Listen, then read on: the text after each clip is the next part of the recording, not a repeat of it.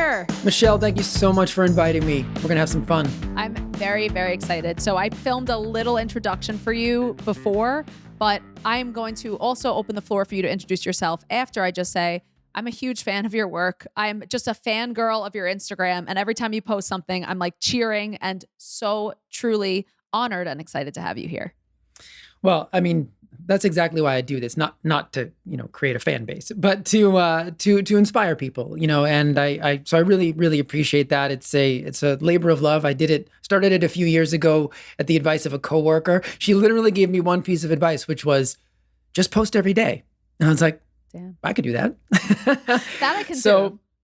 Yeah. And so I actually did it to coincide with my entry to grad school. So I started it just a few months before I got into grad school. And I thought the idea would be really fun to take people along a journey of what it's like to study nutrition on a graduate level and what it's like to study biochemistry. And that's really, and it's sort of expanded into other areas. It's almost impossible, I'm sure, as you know, to study nutrition without studying food politics and conflicts of interest and all kinds of fun things that have put us where we are today. So it's really just, it's been so much fun. So I originally started at the Nutritional Therapy Association, loved that stuff, developed a passion for it. And then again, as I said, I went on to grad school to finish a master's degree in clinical human nutrition. And then we'll see what the future holds. But for right now, it's going to be some educating, some touring and doing some speaking. I'll be speaking at KetoCon this April. Oh, that's awesome. So lots of fun there, and hosting retreats for people to come spend a weekend and actually have some immersion therapy. So they'll do classes, but they'll also get some experience, living the lifestyle of, maybe something that's a little bit different for them. And so that's the whole idea. So I'm really happy that you enjoy it. I hope a lot of other people enjoy it as well. And again, that's exactly why I do it. Yeah. And just for people who are new to you, which no one should be, everyone has to follow Jay on Instagram, Perpetual Health Co. I'm going to put your link in the show notes, of course. But if I were to say what your brand is you're really good at debunking information. You're really good at interpreting heavy research and putting it together to make tangible solutions for people. I think you really excel at that. And I think it's a huge advantage to people because we're getting research information from so many different areas. So for you, who's just so enjoying it also as like a hobby, you're like, I can feel your energy behind every post. And then also you're really pulling it together for people in a digestible way. And I think that's what's so exciting about what you're doing and what I think our listeners will get the most value from too. Well, again, I appreciate that. That's sort of the, you should see what I do on Friday nights. I mean, these are some of the things that I read for fun. I thought when I left school that school was going to be left behind. And the truth is it's just sort of been a continuation because, my background in undergrad was in the arts. So I never thought that I would end up here. I always kind of joke that, that I was actually a very poor chemistry student in high school because I wanted to be a rock star. So I didn't really care about biochemistry. And I always make this joke because now I can, that I actually, I got a D in chemistry in high school and I cheated. I cheated and I got a D. Kid. You cheated off the wrong person. I know, apparently. But then, then it just goes to show you that no matter where you are in life later on, some other path appears. And I genuinely have a passion for this. I don't know where it came from. Nobody in my family does this. It just happened. And I'm happy it did. We're also both huge rock and roll fans. You much more than I, because you're also a talented musician. And I said that your approach to nutrition feels very rock and roll to me because it feels like there's so much heart in it, but there's also a layer of rebelliousness, which is going to bring us to our big topic today. It's so funny that we're sitting here talking about cholesterol and omega-6 fats and all of these things that for you and I feel pretty concrete, but in society, it feels like there's huge debates about cholesterol. And in a lot of modern medicine doctors' offices, people are still getting, told from their doctors, hey, you need to lower your cholesterol. This is a really important part of your health, getting put on statin medications. Can we talk about the status of cholesterol, where it's been, what you think, what you've researched? And we're going to, on this very high level, tell me where are we at with cholesterol right now in the scientific community? So where we're at right now, I do see a paradigm shifting. Although, admittedly, as we all do, we all exist in our own little sphere. So the people I talk to are all aware of the fact that there's a lot of conflicting research. And, I love the concept of the black swan, right? That there can be a million pieces of evidence that support your hypothesis, but that one nagging little piece of evidence to the contrary is really all you need to disprove a hypothesis. If you're being genuine, you're being honest. So the Dietary Guidelines Committee in 2015 actually removed cholesterol as a nutrient of concern, which I don't think people realize. They said you don't have to worry about consuming it because they realize that dietary cholesterol doesn't really make up a bulk of the serum cholesterol. It's like an 80-20 split between what the liver produces and what you actually intake dietarily. Now, there are some people who do hyper-respond to dietary cholesterol. I actually happen to be one of them. So when I alter my diet, I can change my lipids quite dramatically, which is actually one of the things that set me off on this course. This happened while I was under the care of a standard primary care physician who had years of labs on me. And one day I came in and he said, "It looks like I'm looking at the labs of an entirely different person." Wow. Just from switching macronutrients around. And then he accused me of being on drugs and I had to fire him. And so it was a mess. But it's a true story.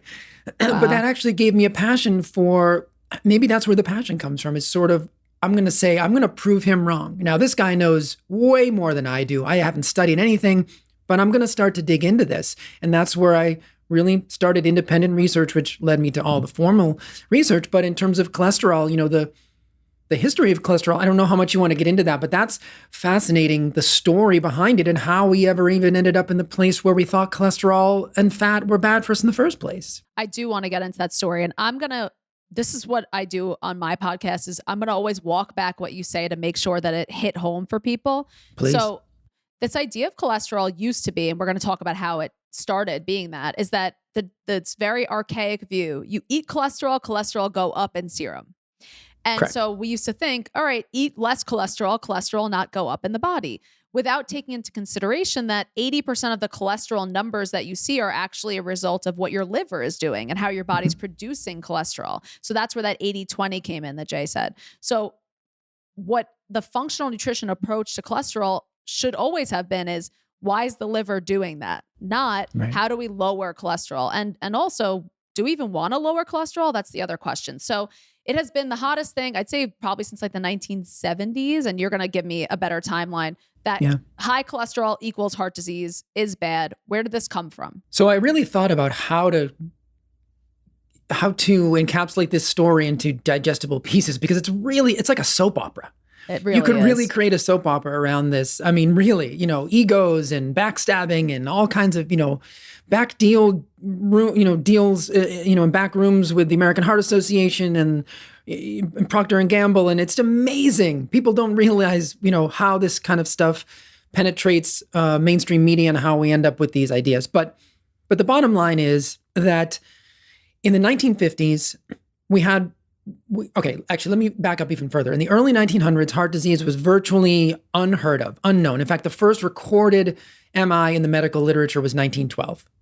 So this was extremely rare. And when that paper was published, other peers thought that this doctor was crazy. They said that this doesn't happen. I mean, that's how, right? And you think about today, heart disease is the number one killer. This is quite a dramatic shift in only 100 years. So then you fast forward to the 1950s, and we have one of the most famous heart attacks of all time, Dwight D. Eisenhower, President of the United States. Now, I'll also put a little side note that his cholesterol level, total cholesterol, was 165 when he had this heart attack, which by all standards would be considered perfectly Normal. Healthy. Fantastic. So then we move on to a gentleman named Ancel Keys, who I think a lot of people know. He gets demonized. Rightly so, but he also actually did some really amazing work. He just had, from what I've read, he had an ego and he wanted to be the savior. And it also happens that Paul Dudley White, who was Eisenhower's personal physician, was a fan of Ancel Keys' work. That's how he got dragged into this. The popularity contest of the cholesterol heart hypothesis. See what I mean about the soap opera? Exactly. So in 1953, Keys presented this paper at Mount Sinai in New York, where he talked about these 6 countries and how the more fat they ate, the more heart disease they had. Now, this is not the famous 7-country study. So I want to clarify this because this is where people get it wrong. And I think if we're going to criticize, we should accurately criticize. Sure. So he presented this paper. The other people at the conference kind of didn't pay it much mind. And in fact, two other doctors, I can't remember their names. Hillebo was one of them. I can't remember the other one's name. But they did a rebuttal paper saying that Keyes cherry-picked data because there was actually data available from 22 countries, not just the 6 that he presented. And when the 22 countries were inserted, the association became much weaker. Now, there still was an association, and we can talk about that later if you want. Correlation, causation, Sure. very important to differentiate. So there was an association, which cannot inform us of what's the cause, but the association became significantly weaker when all the data was available. But unfortunately, it took several years for this rebuttal to be published. In the meantime, Eisenhower had the heart attack. Paul Dudley White said, we need to figure this out. Ansel Keys said, I'm your man. So he started what was called the 7-country study. Now, people accuse him of manipulating the data in the 7-country study, which he did not do. But he had the foreknowledge of all of the data sets from the old 22. The 22-country study. Right. So he knew the 7 countries to choose that would fit his hypothesis. So that is scientific chicanery. It is not good science. So you can fairly criticize him on that. It's not honest work. He wanted to prove his own hypothesis. And in science, ultimately, you're trying to disprove your hypothesis if you're being honest. So that's what happened. And then, of course, the 7-country study hit, the mainstream media, and we got the dietary guidelines after that. And it was, fat and increases cholesterol, which increases the risk of heart disease. It's called the diet heart hypothesis. And one little side note to finish this story off, which is super, super cool. And actually, I'm going to pull up the quote. I won't be able to probably share it on the screen, but I want to get the quote right because he actually said, Ansel Keys said in his own words, in a book published years after called The 7 Countries Book in 1980, he said, the fact that the incidence of coronary heart disease was significantly correlated with the average percentage of calories from sucrose, sugar, in the diet is explained by the intercorrelation of sucrose with saturated fat. So to break that down for people, what he's actually saying is, yes, sugar is also associated with an increased risk of heart disease, but that's only because sugar is also correlated with saturated fat. So essentially, he chose fat to be the demon over sugar. He could have easily have chosen sugar because either way, the association cannot prove causation. But isn't that amazing that in his own words, he said, oh yeah, well, of course, sugar also correlates with heart disease, but it's the saturated fat. Trust me, essentially is what... It was a trust me science. It was. And that's where all of our dietary dogma comes from one man who was very powerful, who knew the right people, who said, trust me. And, we've been trying to untangle this mess, in my opinion, ever since. Yeah. And this is now, so we're talking about 70 years of this. And how is it possible, Jay, that doctors are still recommending this information based off of what this man who trusts the science does was recommending? How is that possible? Can you give me your best guess of how that's possible? I think it's multifactorial, like anything is. I think there's a famous paper called Crossing the Quality Chasm, which is a paper that basically says there's about a 17-year research gap between randomized controlled trials and implication, right? Or not implication in general practice. And even once even when new research is figured out and a new mechanism is established, the application of this new knowledge is very uneven. So it's not like in 17 years, all of a sudden everybody goes, oh, well, we figured it out now. It's really not like that. People's, and this is where the second half of that equation comes in. I know people build careers on a certain way of doing things. They were taught this way in school, and you probably know this, right? I would love to ask you. Yeah. By the end of this interview, I would love to turn the question around on you and ask you, how you're trained and why you broke away from that training. Because I think people should understand that just because you go into a room with a doctor or a dietitian doesn't mean they're going to be giving you cutting edge care. In fact, I had a job at a New York City hospital where my job was to actually educate the doctors and nurses on nutrition, not the patients. And I was blown away by how little biochemistry knowledge the doctors had.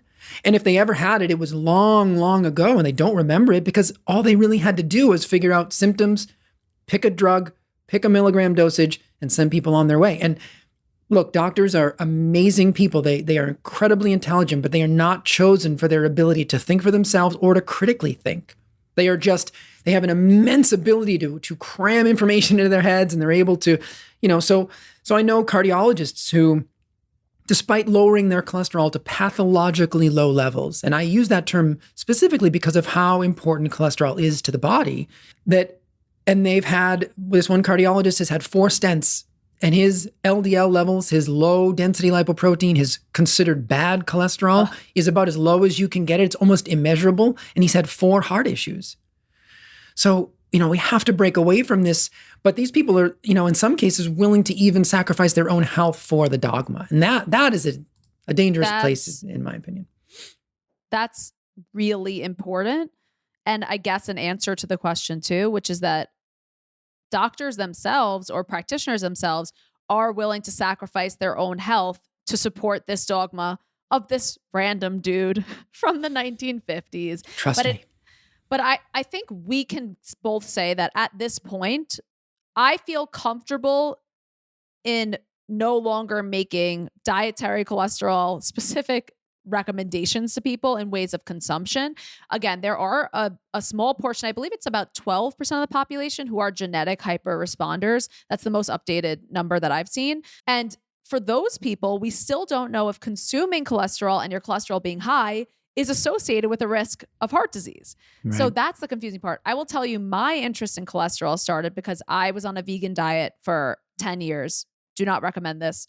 And I actually have chronically low cholesterol because of my liver output. So I have the opposite of you, and we came to the same conclusion, which is very cool, which is I mean, my LDL has been as low as 10 and my triglycerides have been 15. And I was not doing anything intentionally to lower cholesterol. And even after I consume meat, it's hard for me to get my cholesterol higher. I have to do liver specific work to do that.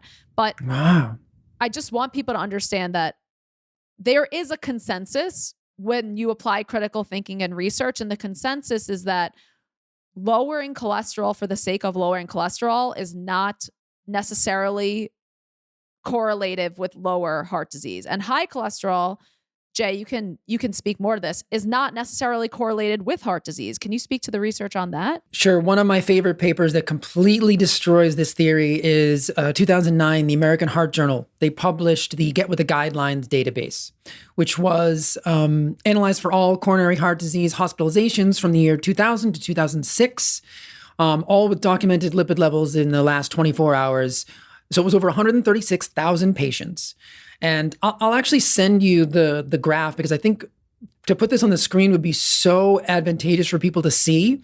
When I look at it, I see absolutely no correlation. There are heart events all over the map. In fact, the highest level of heart events were people that had an LDL level, which is, we can get into this. That's, again, I don't use the term good and bad cholesterol because there is only one cholesterol molecule. There's not good and bad. Right. But just to use the terms that people may be familiar with, the LDL, the low density lipoprotein, which is considered the bad cholesterol, the highest heart events were at a level of 90, which would be considered perfectly fine. They wanted under 100. There were people having heart events with LDLs at 20, 30, 40. So it didn't matter. And there were people also that had LDL levels of upwards of 220. But guess what? Their heart attack incidence were not any greater than the people, in fact, in some cases had less incidence than people that had LDL levels of 30. So what that says to me is it's just non-predictive. Sure. LDL and total cholesterol are non-predictive. And that study is an amazing study because it's the American Heart Journal. It's their own data set. And of course, the conclusion they came to, which is always makes me laugh, is that we're just not lowering it enough. Oh, you gotta hit it harder. 20 is not enough. I mean, it's no cholesterol. And right. This is even more important because in functional nutrition, the goal is always balance. The goal is not to just go as low as possible or as high as possible. So tell us, what would be a disadvantage, like in my case, let's say, of my having low cholesterol? What's a disadvantage of not having this vital, structure in our body? What do we need cholesterol for? So let's talk about this because I found a paper that I'd never seen before. But it was one of the best papers in laying out just sort of the role of cholesterol in a very dispassionate way. Good. Because cholesterol tends to get people going. Heated. Yeah. It's funny. It's one of the things that I post about on social media that gets the most pushback. And ironically enough, the people which I'm totally fine with. If you want to present a paper, I will always take a look at it. But what I find funny is that most of the time I'll put 5 papers in my story. I'll put 2 lectures by a cardiologist and a neuroscientist, and I'll cite all this literature. And then someone will say, "That's not true." You're like, "What else do you want from me?" Right. Okay, I mean, I'm giving you it all. Yeah. And they don't give me anything to rebut it. It's just, again, it's their opinion. But so this paper, I'm just going to read you a little list of some of the things, because I think this is so great, right? People never hear, if I say cholesterol to 9 out of 10 people on the street, they're going to say, "Oh, bad," right? Immediately bad. Cholesterol comes to mind, it's bad. Very, very rarely do we hear about what it actually does. So in 1834, it was discovered, and it was actually called the principal element of the nervous system. 25% of the total cholesterol in the body is present in the brain, mostly in the myelin sheath, which helps nerve conduction. So the brain is the most cholesterol-rich organ in the body. Has a very long half-life. Actually, the brain makes its own cholesterol. That's how important cholesterol is to the body. The brain doesn't trust the liver. Apparently, they had a falling out at some point, and the brain makes its own cholesterol. So that's pretty cool. It makes up 30% of cell membranes. Extremely important. Bile acid. So if you want to absorb vitamins A, D, E, and K, you need bile acid. Cholesterol is a precursor to bile acid. It's the backbone of all steroid hormones and vitamin D analogs. And here are 2 of my favorite. Lipoproteins. So again, these are the packages that cholesterol moves around the body in. They bind and neutralize a vast number of envelope and non-envelope DNA and RNA viruses. Boy, that would have been nice to know, huh? And they also participate in host immune system by stopping bacterial proliferation. So they interfere with something called quorum sensing. When a bacteria is looking to invade a tissue in the body, it releases a protein in an effort to decide whether the area is ripe for invasion. And so the LDL molecule is able to actually eat up that protein to prevent quorum sensing and prevent bacterial infections. In fact, we see in people over 65, the people with higher levels of cholesterol die less of infectious disease and of cancer. Isn't that amazing? So cholesterol is a part of the innate immune system. So when people say, why do I want cholesterol? I just hand them that sheet and say, this is why you want cholesterol. And it's also like, again, the steroid hormone, like we can just do an entire episode on cholesterol and steroid hormones. Yes. Like, and we think about, any sort of men's or women's health hormones, sex hormones, Yes. and all of these things. Cholesterol is essential and all of that. So if I'm looking at someone also who is having any sort of downstream hormonal issues, starting with testosterone, I'm making sure that they have enough cholesterol, right? That's really important for me in the work I do as a functional nutritionist too. So I look at cholesterol and I'm like, I wonder if it's too low more than I even wonder if it's too high. And there are, go ahead. Yeah. No. I was going to say, I totally agree. I find that the environment that the cholesterol is in is far more important. I think that's where you're going next. Exactly right. Yes. And so there are this group of people who are genetic hyper responders to cholesterol. Do you think there are tiny scenarios where we would be looking at like apolipoprotein B or something, and we would get information about heart disease? Is there any use of cholesterol in learning about heart disease, even if in the small chance you're a genetic hyper responder? I will say yes and no. Okay. And I mean that, so not in the sense that either high or low would be bad, but again, in the environment that it exists. So in most lean mass hyperresponders, and that's what I am, that's a term coined by Dave Feldman, who's an engineer, who's really dissected a lot of this stuff, which he was one of the first people I found when I was sort of going through my crisis in 2015, when I fired my doctor and all of a sudden I found myself all alone in my apartment with high cholesterol. I'm alone and I have high cholesterol. Right, Yes. What do I do? So his work is pretty amazing. And what you find many times, and what's also a far more predictive of heart disease incidence, is the triglyceride to HDL ratio, which is the thing that I use most. Now, so that's to say that LDL could be high or low in those people. So it's really, again, it's sort of non-predictive. I hate to say this because it's almost like LDL has become the villain. It's so easy to do. But so in a subset of population where they have generally people with low triglycerides will have high HDL. If they have high HDL, they will have low triglycerides. Those tend to be, and that's it's a sign of metabolic health to have that triglyceride to HDL ratio below 1. A 1-to-1 ratio is good. Below 1 is fantastic. And so when my cholesterol personally, total and LDL, shot up, I was comforted by the fact that I had actually brought my triglycerides down and my HDL way up. So I actually had a sub-1 ratio, even in the face of, and no blood sugar issues. My HbA1c, hemoglobin A1c, which is the measure of glycated sugars onto the hemoglobin molecule, that was extremely low. No inflammatory markers. I had lost weight. I had gotten probably to a very lean body mass. I was just thinking, maybe this one marker is incorrect in terms of its predictive value if everything else in my metabolic health environment have improved. And so that is the caveat. I would say that I couldn't say that high cholesterol is inherently good or low cholesterol is inherently good or high cholesterol is inherently bad or low cholesterol is inherently bad. I need to know the environment in which it exists. And David Diamond did this amazing talk, and he had this awesome analogy that I think your listeners will always remember now because I still remember it. He said, you can think of LDL and cholesterol as like a teenager. It depends on the environment. They can either grow up to be, bad, or they can grow up to be good. It depends on who their friends are. It depends on, and in this scenario, the metabolic environment is the environment we're talking about. So that's where I sit on that. I wouldn't look at someone who says I have high cholesterol and think bad automatically, because that would technically be me, and I don't think I have any health issues. Absolutely. I know that I don't have any health issues. I don't know about my my heart disease risk because that's sort of an unknowable thing. But I have been, now I'm healthier than I ever have been since I changed my diet. And ironically enough, my doctor never cared when my triglycerides were over 125, and my HDL was very low in the 50s. So I had I think that ratio, I don't know the math because I'm bad at math, but I think it was over 2. And now it's sub 1. So, it's interesting to me that he never said a word about any of that prior. But once that total cholesterol number shot up, you'll get doctors to get very, very afraid very, very quickly. And I would care if someone's cholesterol shot up out of nowhere because of the context of the rest of their health. Right. Any deviation in numbers is important to me.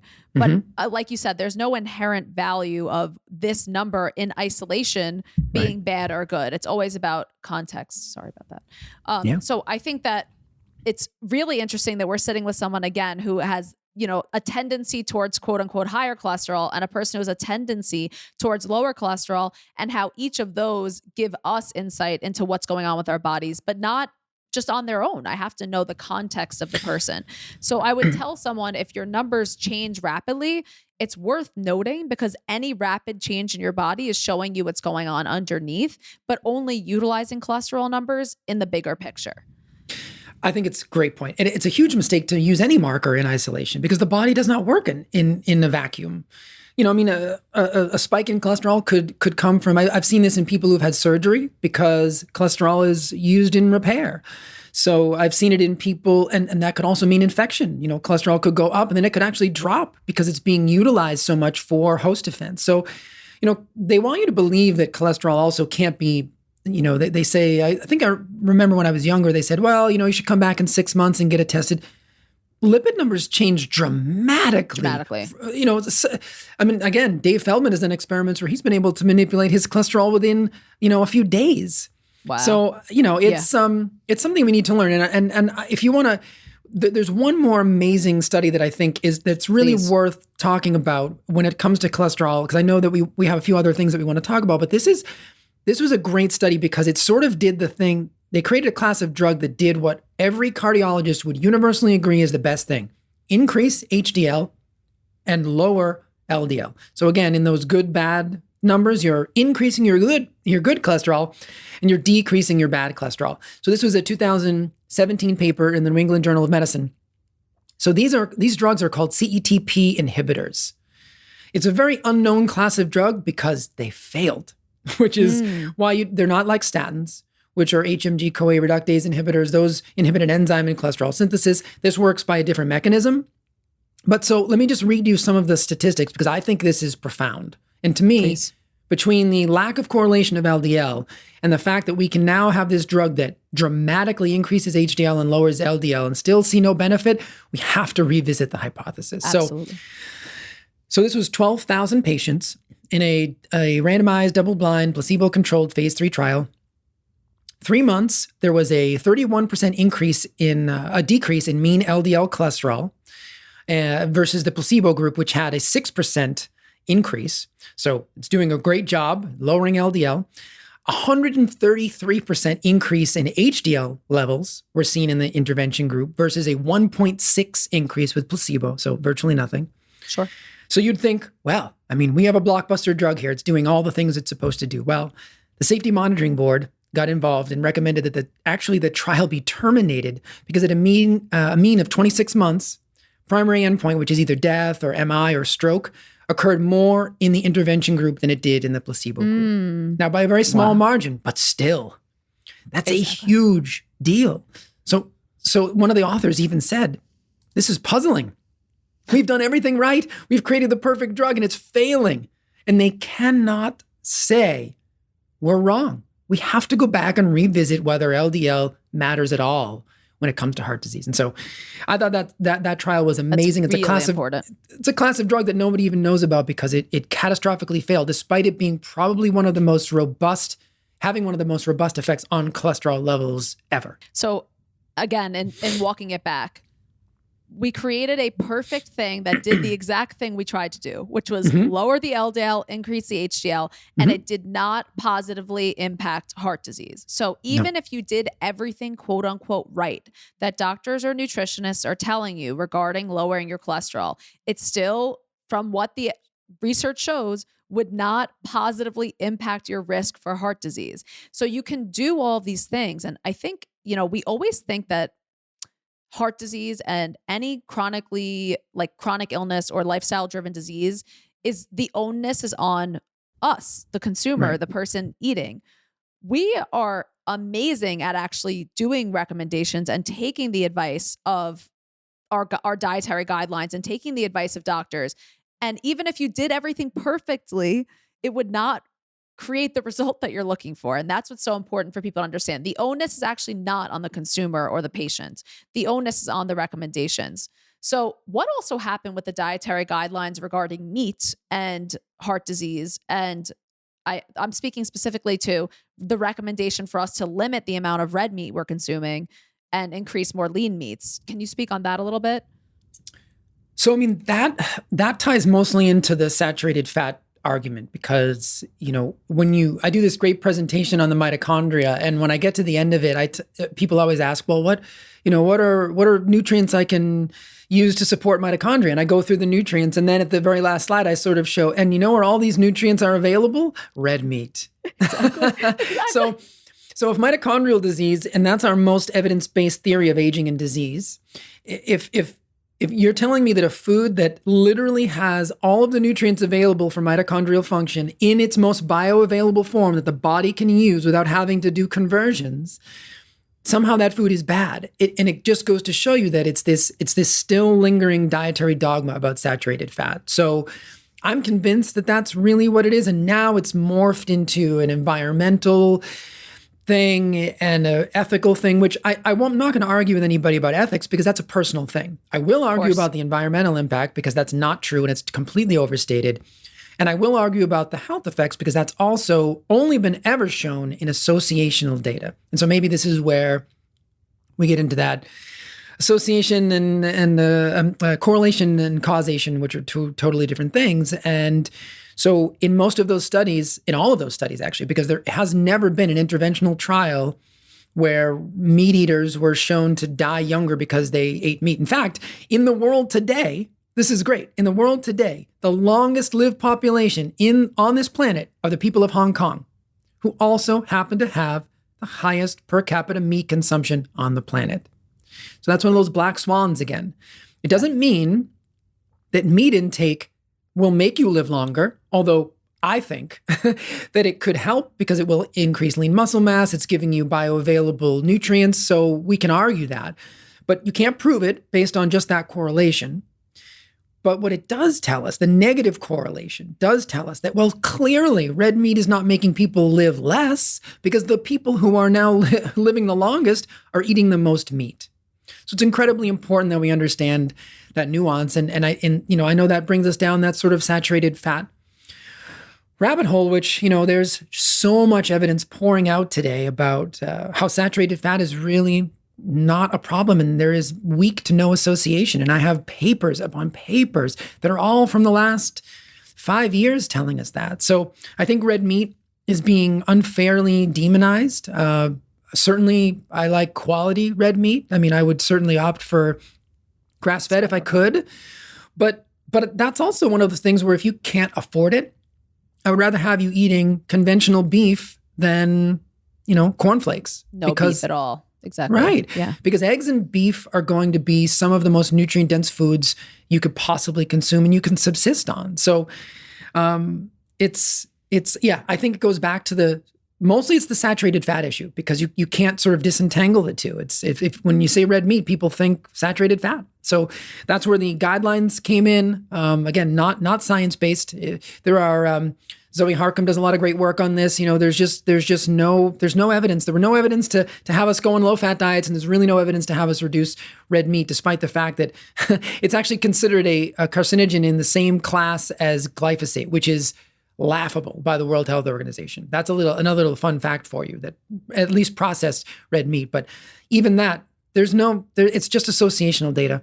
So, and it's always based on relative risk too, versus the actual risk, which is again, if you were comparing it to the increase versus baseline, it's not doing it compared to your overall risk, which is always really confusing about those studies for people too. This is how statins, or that's another one of those things where they do with statin drugs, which are designed to lower cholesterol. They present the absolute risk when it comes to side effects to make they present the relative risk when it comes to the benefits, because that number is going to be larger and it's going to look like a larger effect, and they can represent the harms or the side effects in absolute risk, which is a much lower number. So there's a ton of statistical manipulation, and it took me forever to understand statistics, and I still don't do it very well. That was one of my worst classes in grad school. It's just so complicated. So for the lay public, I just feel for them, because there's no way they can disentangle this, or even just reading a research paper is incredibly challenging, because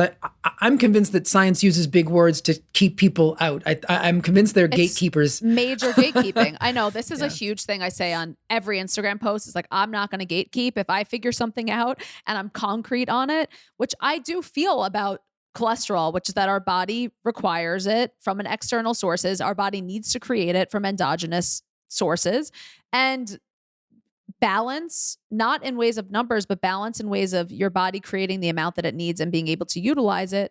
And as a representation of what's going on with your organ health is important. I think everything else around consumption of dietary cholesterol, consumption of saturated fat is subjective. But the one thing that I do not feel is subjective is that consuming red meat, especially really high quality versions of it, is unhealthy. I'm solid on that. I feel really, really comfortable and confident recommending that to my clients. And again, it really depends on the person, because also it might be hard for someone to digest meat because they have hypochlorhia. It might be hard for someone because their liver has been taxed. Great. We can work on those things. But at the end goal, my recommendation is to eat as many nutrient dense foods as possible. And I know I really avoid nutritionism, which is that like one food can cause all health ails, or there's one, actually, I'm going to take that back in the next section, by the way. I know you are.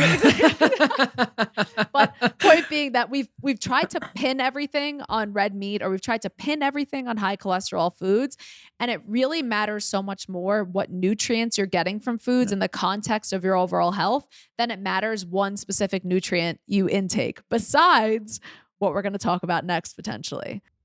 Yeah, no, that's a great point. And, you have millions of years of human history on your side. And again, what I said earlier in the podcast, that heart disease is a relatively new thing. And so if you had a species on Earth that had some new disease introduced into their species and you were tasked with figuring out what the problem was, would the first thing you say be, oh, it must be a genetic thing, or their body must be producing something randomly too much that it shouldn't be producing? Or would you say something has changed in their environment? And so we've eaten red meat forever, and heart disease was unheard of. 99% of our added fats were of animal origin prior to 1911, when Crisco and those types of foods, when the chemists invented hydrogenation and they were able to turn polyunsaturated fats into saturated fats.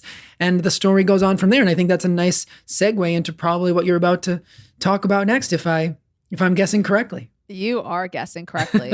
All right. I'm gonna lay this gently because I know that cholesterol is hot and hotly debated, but I actually think we've made more progress in the world of understanding, cholesterol versus what we're going to talk about next, which is still hotly contested.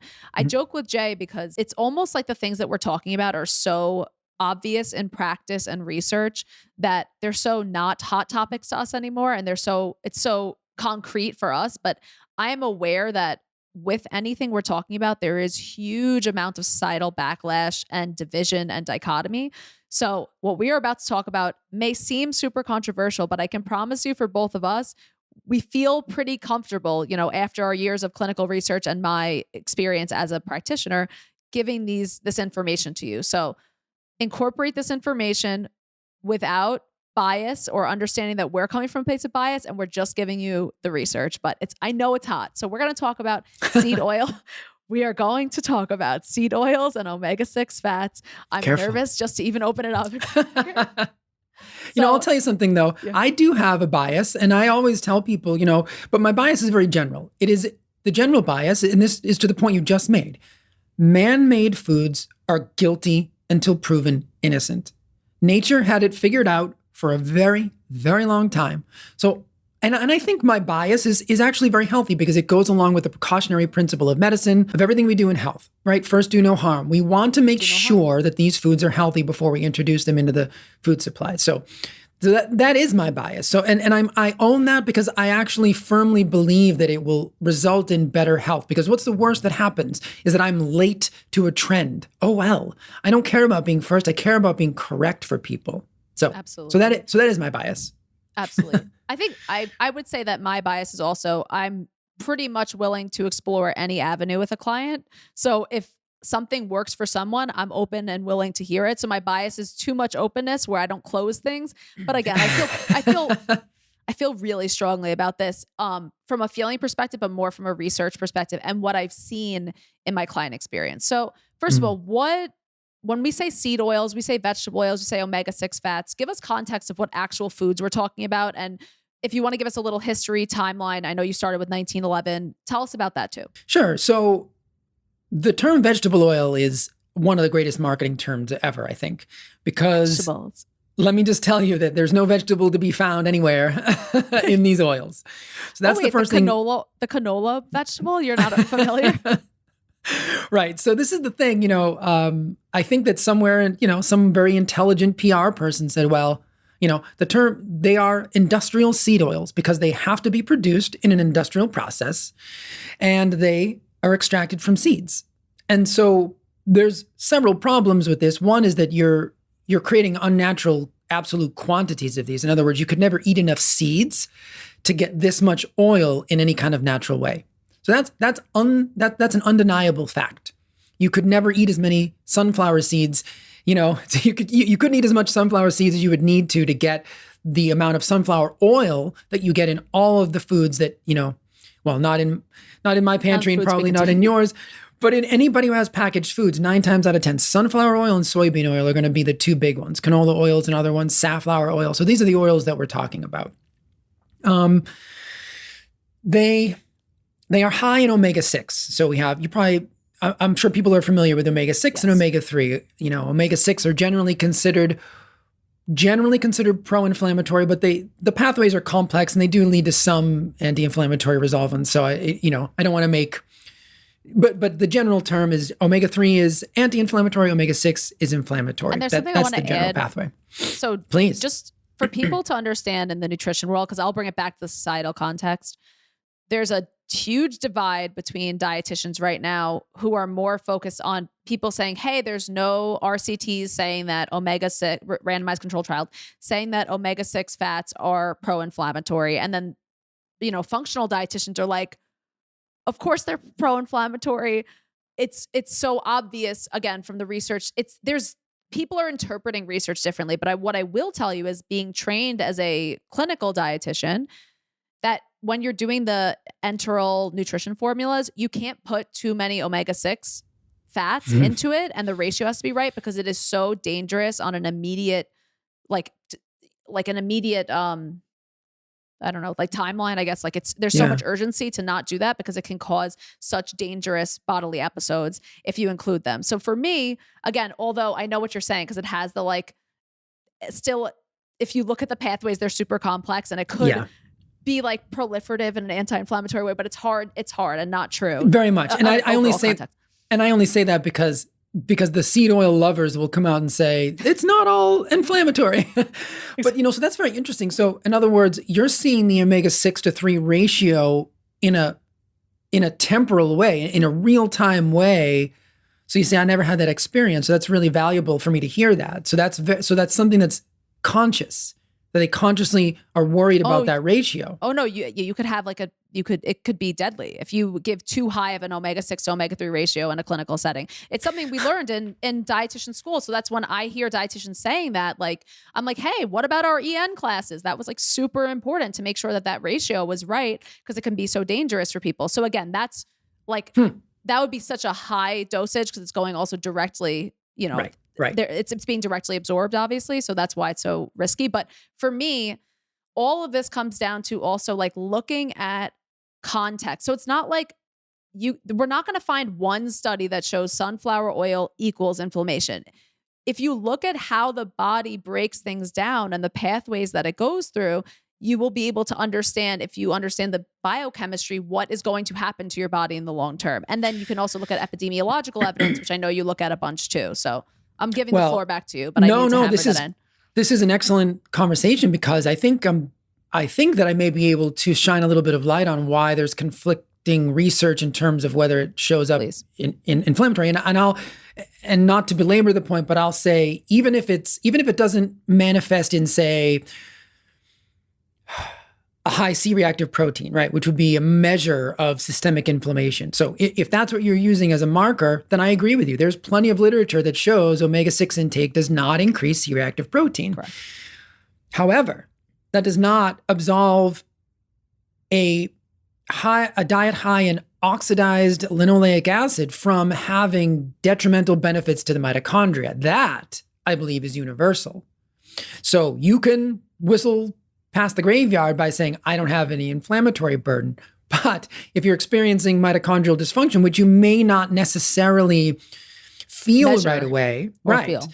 God, I would love for them to have a simple blood spot test for mitochondrial dysfunction. That's on my wish list. I know that would be really amazing. I know it would be. Yeah. So, you could do so much with that. But so this is one of the reasons, and I found a paper that talked about this, where there is actually a genetic component as to whether linoleic acid will be pro-inflammatory in terms of measuring the markers, because it involves the genes FADS1 and FADS2, which are, this is really going to be super nerdy without being able to look at this, but these are the elongation pathways of omega-6s and omega-3s. And what's interesting about those pathways is that they compete for the same enzymes. So this is a twofold problem. If you have a really high omega-6 intake, you could be causing inflammation just by virtue of sucking up all those enzymes away from the omega-3s, which need them to turn into anti-inflammatory molecules. Which we do know. You feel confident that omega-3s are generally anti-inflammatory. Yes. Yes. But there's also a danger of consuming too many omega-3s. So people that mega dose fish oil, unless it's for an acute, say a TBI, I do know that they can be used therapeutically. But in general, if you were to take an obscene amount of fish oil every single day because you thought, well, it's anti-inflammatory, so if a little is good, a lot is better. Well, you do need omega-6 because the inflammatory response is part of the healing process. We did a few case studies in school where we had people who had chronic illness, and it turns out that when we did blood testing on them, they had omega-6 deficiency, which is incredibly unusual. But that would explain why they couldn't heal, because you need the inflammation. So just that's why that balance and that ratio is so important, because they're competing for the same enzymes. And then this genetic SNP, if you have an overactive, the enzymes are delta 5 and delta 6 desaturase. They turn linoleic acid into arachidonic acid, which then creates that inflammatory cascade. If you have an overactive enzyme, you are more likely to create those pro-inflammatory states. So that is why. So this genetic component may be why in some studies, because they never test for this genetic SNP in the cohorts in these studies. So you have random people, and if you've got people who have an underactive enzyme, a gene that's encoded for an underactive enzyme, well, you may not have an inflammatory response, but that doesn't mean that you're not outcompeting omega-3. And that also doesn't mean, like I said before, that you're not creating the mitochondrial damage. And specifically, this is another super nerdy thing. The mitochondria, the inner mitochondrial membrane seems to be where the damage from linoleic acid, oxidized linoleic acid, is focused. To give a quick summary, the mitochondria is what produce energy in the cell, and how it does this is it's essentially a battery. It separates positive charges from negative charges, and the membrane in the middle separates them. So that membrane potential has to be really strong in order to keep those charges separated. So what linoleic acid can do is it can incorporate into that membrane, and it can cause leakage, essentially. Those positive protons, they can leak through the membrane without going through the source that they're supposed to go through, which is to generate energy. And that leakage could cause the cell to produce less energy. So therefore, if the cell becomes dysfunctional, then the organ can become dysfunctional, the tissue, the organ system, and then eventually up to the organism becomes dysfunctional. So you can see how, from a subcellular level, too much damaged omega-6 in the diet, which by virtue of these oils, all are damaged because the process that even gets them into the bottle is horrific. They have to be heated. They have to be extracted using chemical solvents. They have to be deodorized because they're rancid. So there's just a lot of problems with these fats. And I kind of chuckle when people say there's no biochemistry to back this up. I mean, there's a ton of biochemistry to back this up. But it's looking at the wrong biochemistry. It's looking only your CRP. Oh, that's fine. You're good to go. Right. But if you were to say the one thing that is potentially driving chronic illness from a food perspective that has changed the most in our food supply, would you say it's the higher consumption of seed oils? Would you say that's what's pushed our shift from a food perspective? Well, that's certainly the greatest increase in human history. We've never, in such a short period of time. So that's the number one. But I'll tell you that in the same period, we had, in the late 1800s and early 1900s, we also had the refining of sugar and the roller mill technology, which created, flour, refined carbohydrates. So I would say it's that trifecta, because refined sugar, refined carbohydrates, and refined fats make up processed foods. Exactly right. How confident do you feel in the research that the food, this is a silly question on a nutrition podcast, but how confident do you feel in the research that refined sugar and the addition of these seed oils to our food supply has influenced the rates of chronic illness in this country? I mean, I'm confident from a biochemical perspective, and I'm also confident from the perspective of hyperpalatability. I think we've hijacked our dopamine reward system. And I know there's a great field of research called psychophysics. Howard Moskowitz was sort of a pioneer in this, and he developed the term bliss point, which is essentially to create a food. Again, what did I just say? Create a food. Create a food. that has the perfect amount of fat, sugar, salt, right? And nature does not package, generally speaking, carbohydrates and fats together. And that's something interesting called the Randall cycle, which is really, really controversial too. Cycle. Yeah, so that's really fun to talk about. Basically, it's the more you combine fats and carbohydrates, the more difficulty your body may have in metabolizing one or the other, because one or the other may lock the other out in terms of fuel sources, because they're both fuel sources.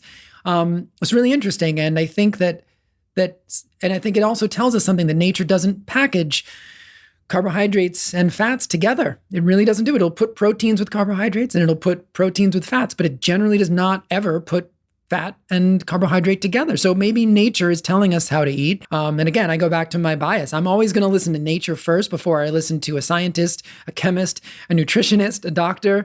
I start there. That's the basis of my practice, and that's my philosophy. And then I work from there through the literature to see what I think is realistic for people.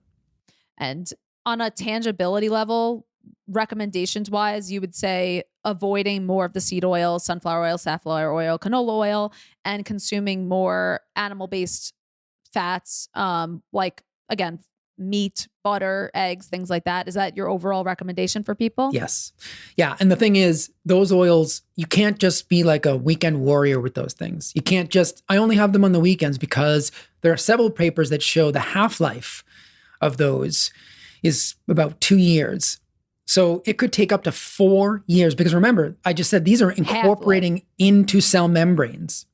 So they become, fats are very interesting in that way, that they become, dietary fat intake is highly correlated with adipose tissue, cell membrane composition. So we see that, in hunter-gatherer days, we had much lower omega-6 to 3 ratios, but we also had a much lower linoleic acid content of adipose tissue. So that tells me that we're headed towards bad things. And this may be why not just chronic disease, but autoimmune disease. Again, if we have dysfunctional cells, we don't necessarily know how that's going to manifest. So I would say, yeah, you've got to be, yeah. Well, I was being kind. You have to ruthlessly eliminate these from the diet because they are everywhere. So you have to be, even if you don't cook with them, you have to look at your packaging when you go out to dinner. I know this is going to really make some people sad. I know. This is why I barely ever eat out anymore. And if I do, I ask them if they will cook in butter. Because most people will have butter, or they'll have, make sure they don't, they don't think margarine is butter. No. Like real butter, real olive oil, one of those things, those are pretty, or coconut oil, that's made a comeback. So those are the fats, the natural fats, tropical oils, which it's basically coconut oil, lard, butter, tallow, ghee. Those are the only things I ever use, ever. And I've experienced so much less. It's amazing. You hear people aches and pains go away and things that they never attributed to their diet. And it may not even have been the food, but it may have been what that food. I mean, you can go into a health food store and you can buy a beautiful wild caught salmon patty, and then it's full of canola oil. I know. By the way, Whole Foods specifically, shout out Whole Foods. Come on. I'm like, they have all of their food is cooked in canola oil, and it's frustrating because I want to recommend easy stuff for my clients. I have a New York clientele. A lot of my clients work a lot. They need to have grabbable options. Our modern lifestyle is not congruent for health, of course, but they're not hunter-gatherers. They're executives. They need to grab stuff. And it's hard when places like that do have those oils. And I do see tangible effects of my clients will eat out, and we always wonder, why does dining out make us feel so sick? I think a big component of it is not only the sneaky gluten or things if my clients are intolerant, but the oils they're using in cooking are really, really hard for the body to tolerate. And I notice people feel almost hungover after dining out sometimes. And it's not even the amount of food. It's like they say, I just feel so much better when I eat at home. And I do believe, just correlative, not causative, from what I've seen, that the oils in cooking are a huge problem for people when they're eating out. Well, look, you cannot discount anecdotal evidence. That is, again, that is anecdotes are the basis of the scientific method, because you form a hypothesis from an experience and then you test that hypothesis with some kind of interventional controlled trial. That is the base of science. So people who discount anecdotal evidence are fools, because that is, again, it's the base of the pyramid for the scientific method. And I have a unique experience in that I've worked with about 25 of my clients for over 100 sessions. So if you think I don't know what impacts their body in which way, you wouldn't know what was going on in our sessions, and you wouldn't believe what was going on in our sessions. When we listen to the signs that our body's giving us, we can learn such amazing wisdom. And the funniest part about all of this, Jay, is what we're recommending from this podcast is just to go back to what is the most basic knowledge of all time, which is eat food that is at its most food form. I will tell you that I know that this information can be really triggering for people and hard to incorporate, especially around the seed oils in the food that they're eating out. I would say that for people who do feel triggered, incorporate what you can. No one meal is ever going to harm you permanently. Although I will say, we're giving you this information because we do believe that it is really, really important and would not want to be intentionally controversial. It's not for our health or our fun. It's truly for you, the listener's health. So it is super important whenever possible to remove these oils from your diet. And like you said, it has to be drastic for some people.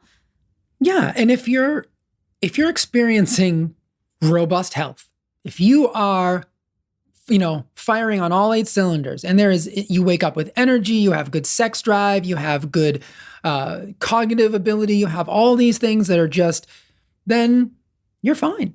Exactly. But what I would say is that, sometimes when you get diagnosed with a disease, I work with a lot of type 2 diabetics. They think that one day they wake up type 2 diabetic. And that's not the way it works. No. It's decades in the making. I call it non-spontaneous disease making. There's no spontaneous disease making. Unless you had a physical, I'm knocking on wood, accident or something, that would cause that spontaneous injury can happen. Spontaneous disease making, no, it could be 20 years in the making by the time you actually see those symptoms. Go ahead. Right. And so I just, I think when I look at out of control Alzheimer's rates and I look at all these things, I keep thinking about all the conversations we've had and the lowering of the pathologically lowering of the cholesterol and the inclusion of bad. So we're eliminating the good fats, which are the saturated fats and the animal fats, and we're consuming the bad fats, which are the highly susceptible to being oxidized fats, essentially, and we're lowering cholesterol, and we've been told to eat all these manufactured foods, and we're doing everything opposite of nature, and we're experiencing terrible results. So, from an epidemiological perspective, even from the bigger picture, we're doing something wrong. So, at some point you may want to have that conversation with yourself and say, let me try it. And if you are experiencing some kind of issue and you're not functioning on all 8 cylinders, then you should definitely look at these things, because they may seem like a huge burden at first, but I'm telling you, it just becomes a way of life, and it's not challenging. I can't tell you how many people say, once I just started doing it, it really wasn't a big deal. It's just the way I do things. And people may look at you funny, but that's okay, because you'll be very healthy. And then you'll be very happy, because you'll be very healthy. We're making guarantees on this podcast. Happy body, happy brain.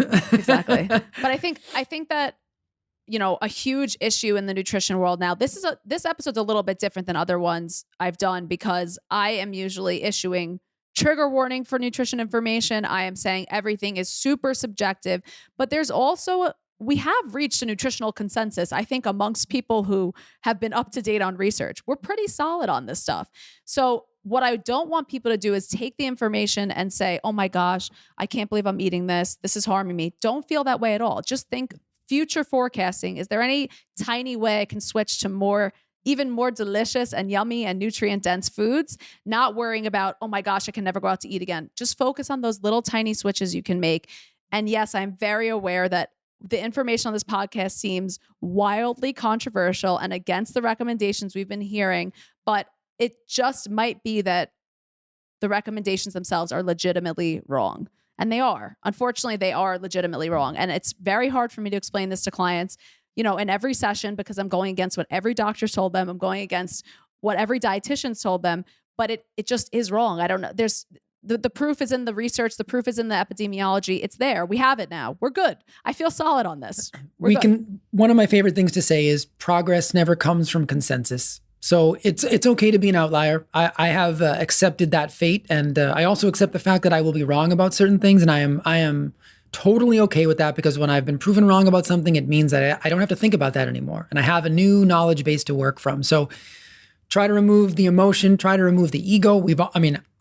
I grew up, I played in a band and I ate McDonald's at 1:00 in the morning after a gig. So don't think I was born, with this knowledge and that I always knew what to do. Absolutely not. It's never too late, literally never too late to start this journey. And if you start doing it and you start feeling better, then congratulations. You've done something that most people won't have the courage to do. So if you've taken any of this information and applied it to your life, I give you a ton of credit. Me too. Jay, I cannot thank you enough for coming on today. I'm so glad that now also, if I have clients or I have followers who say, what's the freaking cholesterol deal? I can just be like, listen to the J episode. We've got it. We've got the consensus. Enough of the consensus. Sure. Where can people find you? Also, is there anything you want to add that we didn't cover? Any imparting pieces of wisdom? You've given us so much already, but tell us where we can find you and anything else you want to add in. Sure. I think, as far as the information, this is probably information overload for a lot of people. And I will try to provide you with a few little key slides, maybe some visuals, because that's how I learn. I'm really good hearing it, but also seeing it. Instagram right now is my most active place, although I am trying to expand out because I feel like concentration of knowledge is a bad thing. So I want to try to hit some other platforms, but it's Perpetual Health, CO. That's where you can find me there. The show notes. Yeah. And in the link tree in my Instagram has all the other social media accounts, my website. So I'm writing on Substack now, which is more long form and a little bit less, shall we say, encumbered by some of the censors. So I'm able to talk a little bit more freely about certain things, which is great. And then, I'm hosting yearly, at this point, they're yearly retreats, which is really cool. So we're having people sign up and we cap it at like 15 to 20 because we want to keep it intimate and we really want the whole group to get to know each other. But basically, last year we took people onto the island of Martha's Vineyard. Oh my gosh. It was really fun. We did cold exposure. We had a chef who cooked nose to tail all weekend. We had a bone. That's awesome. We had a bone broth bar 24 hours a day running. It was amazing. People tried food they had never tried before. They gained knowledge they had never been exposed to. We had different practitioners there. We'll have different practitioners this year. This year it's going to be in Vermont. So it's going to be in the mountains of Vermont. What's the dates? It's going to be, actually, we just got the date. So it's going to be, make sure I get this right, Jay, September 21st through the 24th. I think I'm coming. I need to come. It's going to be amazing. It is amazing. We have yoga teachers. We have just a whole bunch of things. And then, in this particular place, we're on a farm where there's trails, so people can go off hiking. And it's really just an immersion experience. So I take care of the educational, like the formal educational part of it. So there's like 1 or 2 classes a day, but they're like half an hour long. And then the rest of the day is spent doing things and eating and enjoying life and learning how to reconnect. The last couple of years have been all virtual. We're really trying to, buck that trend and get people back together into like human connection.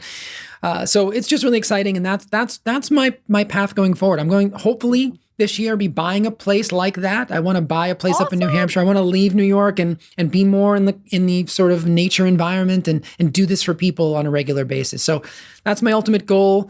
And I would highly encourage you to check out all my stuff. As soon as we have the sign up for the retreat, you'll see it on Instagram. It'll be on the website. It'll be everywhere.